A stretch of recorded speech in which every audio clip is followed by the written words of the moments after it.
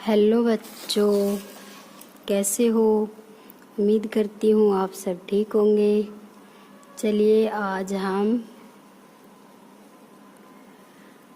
हिंदी व्याकरण की प्रथम इकाई वर्ण विचार के बारे में जानते हैं। वर्ण विचार जानने से पहले हम जान लेते हैं कि भाषा की सबसे छोटी इकाई क्या होती है।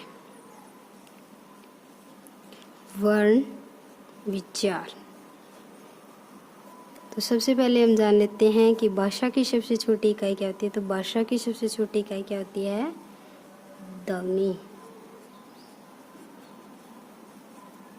अब ध्वनि कहते किसे हैं? हमारे द्वारा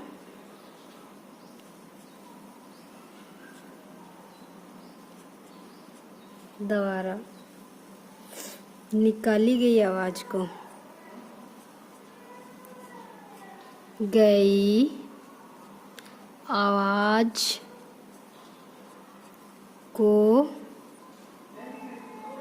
ध्वनि कहते हैं।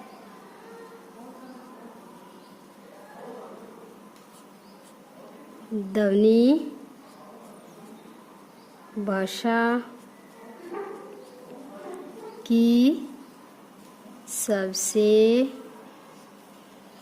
छोटी इकाई होती है।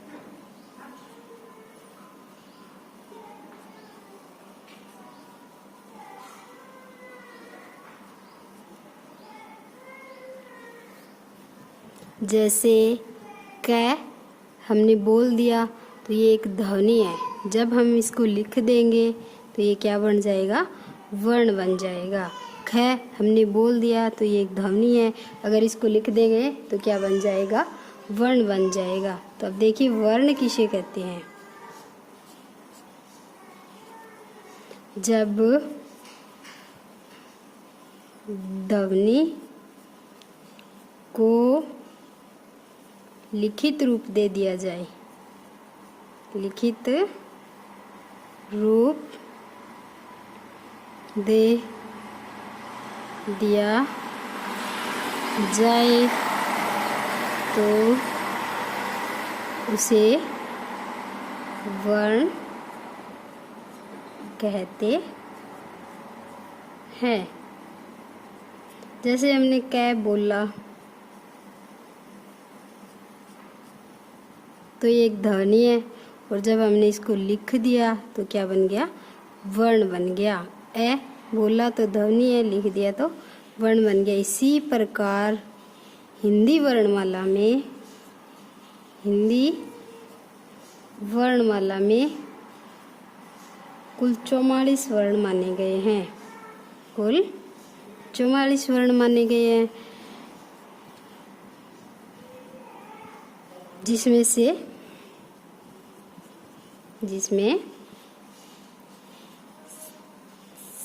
से स्वर कितने होते हैं? 11 और व्यंजन 33।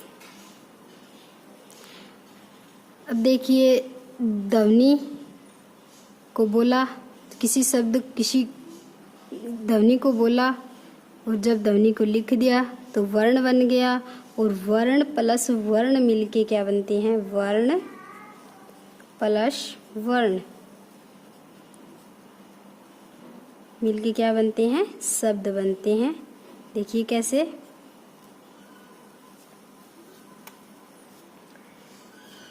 आ एक क्या है? वर्ण है, स्वर वर्ण है, प्लस पे एक व्यंजन वर्ण है। शब्द क्या बन गया? आप। कै एक व्यंजन वर्ण है, वह भी एक व्यंजन वर्ण है। जब इन दोनों को मिलाकर के लिख दिया क्या बन गया? कब। ए एक स्वर वर्ण है, ए भी एक स्वर वर्ण है। दोनों को मिला के क्या बन गया? आ। ठीक है। फिर ओ, गे, ए।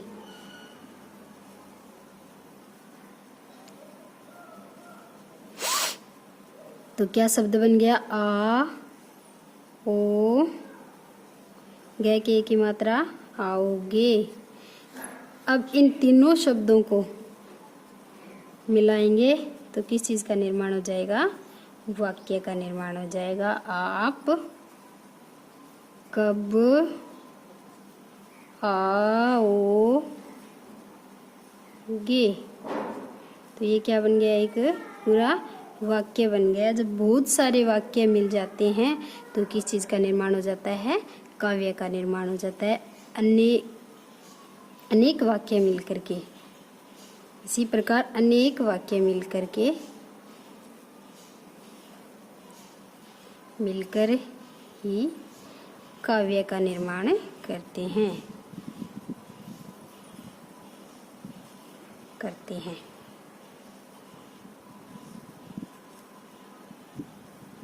ठीक है, तो चलिए अब जानते हैं स्वरों को विस्तार से। स्वर किसे कहते हैं? जिन वर्णों को बिना किसी सहायता के बोला जाता है उसे स्वर कहते हैं। जिन वर्णों को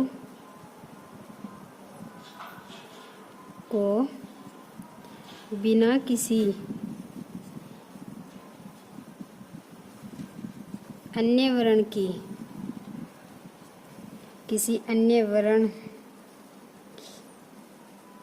सहायता के बोला जाता है, बिना किसी अन्य वर्ण की सहायता के बोला जाता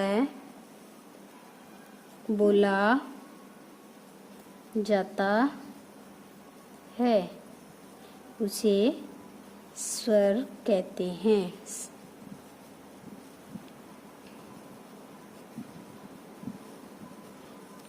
हिंदी वर्णमाला में कुल कितने स्वर माने गए हैं? 11 स्वर माने गए हैं। कौन कौन से?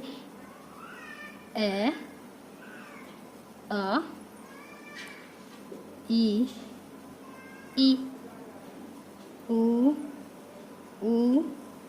री, ऐ, ओ, औ। ये कुल कितने स्वर है? 11 स्वर माने गए हैं। इन 11 स्वरों में से 4 स्वर ऐसे होते हैं जो अपने आप में स्वतंत्र होते हैं, जो अन्य स्वर वर्ण की बिना आवश्यकता के बोले जाते हैं, और 7 स्वर ऐसे होते हैं जिनको अन्य स्वर वर्णों की आवश्यकता, बोलने के लिए अन्य स्वर वर्णों की आवश्यकता होती है। तो देखिए इसमें से मूल स्वर कौन कौन से होते हैं? मूल स्वर जो बिना किसी सहायता के बोले जाते हैं उनको क्या कहते हैं? मूल स्वर। तो मूल स्वर कौन कौन से हैं? ए, ई, उ और री।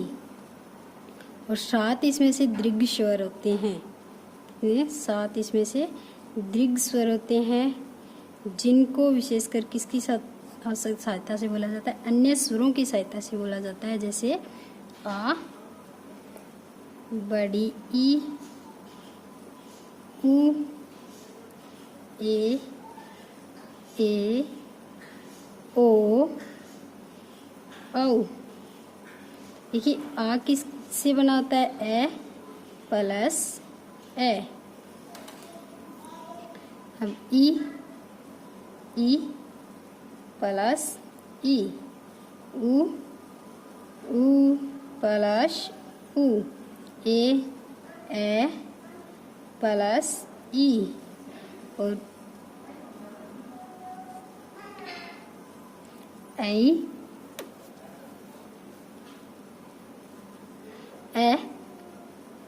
प्लस ए, औ ए प्लस उ, और औ ए प्लस ओ से मिलकर बना होता है। तो ये क्या कहलाते हैं?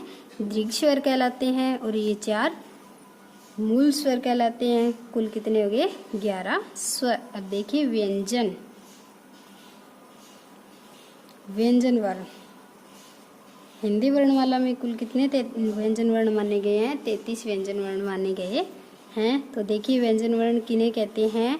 जिन वर्णों को स्वर की सहायता से बोला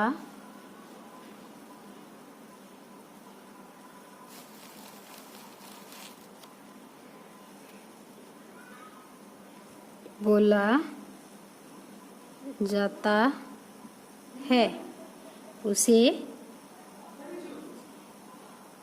व्यंजन वर्ण कहते हैं। तो हिंदी वर्णमाला में कुल कितने व्यंजन होते हैं? 33। कुल कितने वर्ण होते हैं? 33 वर्ण होते हैं। तो कौन कौन से? जैसे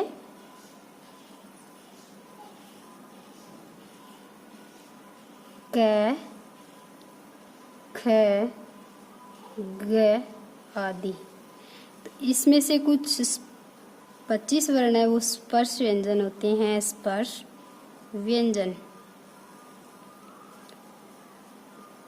यानी जिसको बोलने के लिए जिह्वा, दंत, तालु आदि की मतलब टकरावट के साथ बोले जाते हैं, जो स्पर्श के सहारे बोले जाते हैं। वह कौन कौन से 25 वर्ण होते हैं? कुल कौन कौन से? क, ख, ग, घ, अंग, च, छ, ज, झ, ञ,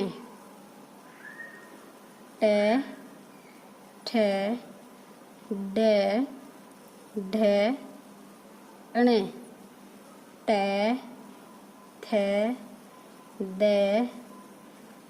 ढ, न, प, फ, ब, भ, म। ये सारे के कौन से व्यंजन होते हैं? स्पर्श व्यंजन माने गए हैं। ये कुल इनकी संख्या कुल 25 होती है। ठीक है। तो इसके अलावा अंत्यस्थ व्यंजन यानी जिनको बोलने के लिए कहीं स्पर्श करने की आवश्यकता नहीं होती है, ये सीधे ही बोले जा सकते हैं। य, र, ल और व। ये इनकी संख्या कुल कितनी होती है? 4 होती है। तो इसके अलावा ऊष्म व्यंजन कौन से? ऊष्म व्यंजन